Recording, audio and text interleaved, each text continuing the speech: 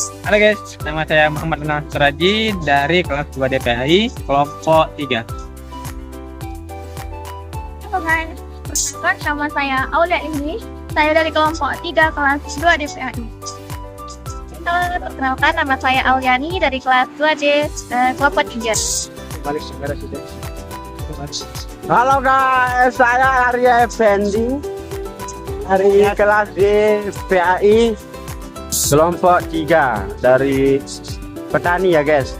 Jadi perkenalkan. Jadi pada hari ini, tepatnya hari Ahad, tanggal 11 Mei 2025, kami akan mengerjakan sebuah proyek tugas dan dosen kami, yakni mata kuliah kami kewirausahaan dalam dengan berbasis komunitas.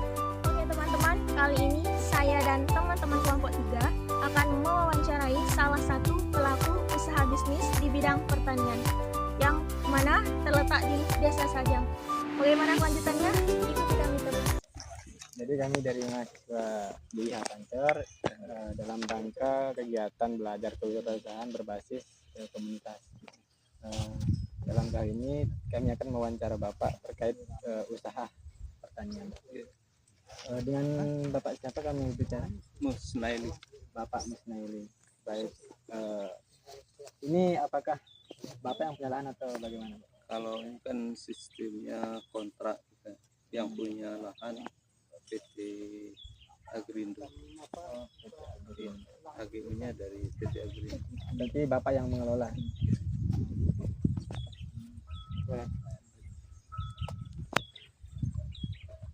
Jadi sudah berapa lama di sini mengelola?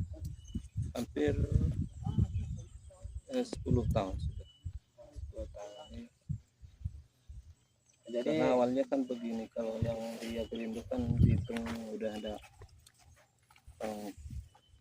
budidayanya kan udah selesai sejak tahun 2020 itu sudah tahun 2015 itu sudah off dia.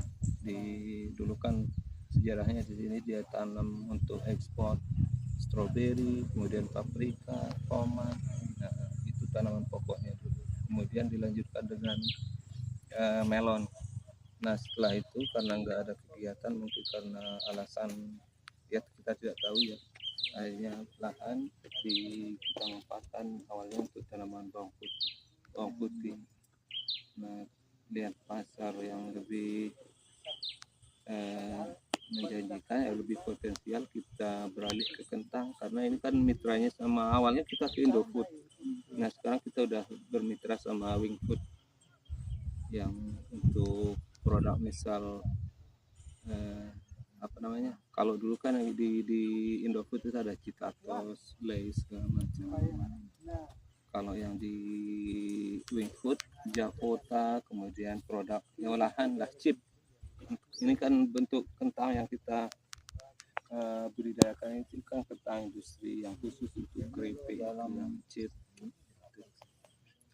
Karena kalau kita main di kentang sayur, artinya ada kan berapa jenis kentang itu, kalau kita bagi ada 3 industri, kemudian french fries, kemudian yang sayur. Nah yang sayur itu masuk granola. Kalau yang french fries-nya ada mikraset. Nah sembalun sendiri udah punya bibit, udah terilis, ada sembalun raset. Nah kemudian ya kalau yang ini ada Citra namanya, kentang industri yang khusus untuk chip atau keripik. kira-kira untuk semua ini lahannya seluas berapa ini? Kalau yang kita kelola ada sekitar 50 hektar untuk tanaman kentang. Kemudian mengenai biayanya setiap masa tanam itu sampai panen. Kita itu per hektar aja. Kalau yang ada hitungan biaya itu kan dari, kalau yang ini misal genol, kita ini kan multiplikasi, artinya kita nanti untuk khusus untuk berbenihan kita tidak boleh jual, khusus untuk benih sendiri karena kita simpan. Kemudian kalau hitungan ini kan per biji kita beli, ada yang harga 3.000 per biji. Nah yang 30.000 ini udah kalau di total harga keseluruhannya sekitar 82 juta yang untuk benih aja, belum pengolahan lahan. Kalau hitung-hitungannya kalau sekitar 75 lah kalau per hektar kalau yang kentang yang genol. Nah untuk yang udah tentang generasi kedua istilahnya untuk langsung dimitrakan sama perusahaan itu biayanya ya sama 75 sampai 80 juta per hektar.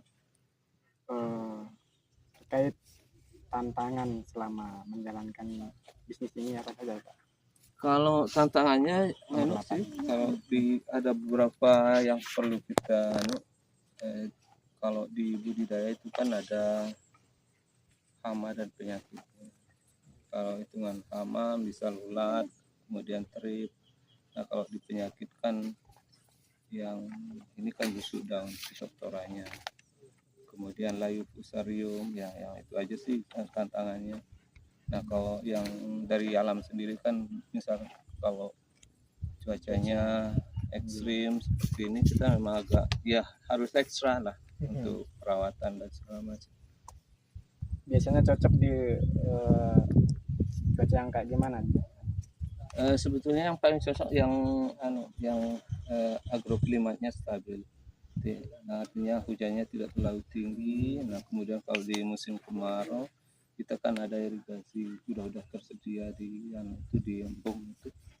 Kalau untuk budidaya di musim misal mulai start bulan Mei itu udah kita pakai sistem irigasi. Hanya saja kalau musim hujan memang banyak tantangannya dibanding dengan musim kemarau, karena musim kemarau kita hanya fokus di hama.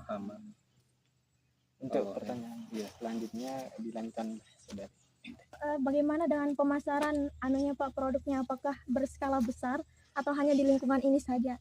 Kalau pemasaran saya sudah sebut tadi, karena kita ini kan sudah bermitra sama Wingfood. Ini nanti di Ba'da Zuhur atau asar lah kita udah mulai kirim hari ini untuk kirim ke Wingfood. Nah untuk kita tidak main pasar di lokal karena udah bermitra, ada komitmen lah di situ sama perusahaan.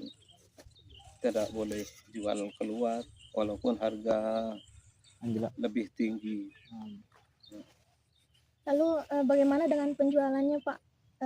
Maksudnya persaingannya di pasaran itu? Kalau persaingan sih, karena kita ini kan kalau Wingfood kita sendiri, kelompok kita sendiri ya, tidak ada kompetitor. Nah ada sih kompetitor yang coba masuk lagi yang Indofood, cuma kita fokus di satu perusahaan aja.